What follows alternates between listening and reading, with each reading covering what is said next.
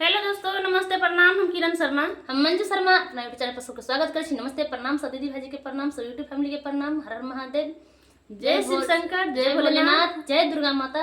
आ हम दुनू देवरानी जेठानी जा रहल छी दुर्गा माई के बहुत प्यारा से गीत गाबा। अहाँ सब जरूर सुनब, कमेंट करके जरूर बता। बहुत प्यारा गीत है, अहाँ सब जरूर गीत के लास्ट तक अहाँ सुनबै। सब हमरा सबके बिसरि गेल छियै, हमरा सबके मोबाइल सेहो खराब भ गेल, वीडियो बनबऽ नहीं सकै छी। हम सब मोबाइल खराब भ गेल, वीडियो में पता नहीं केना केना भ गेल छै। मोबाइल धिया पुता की क देने छथिन।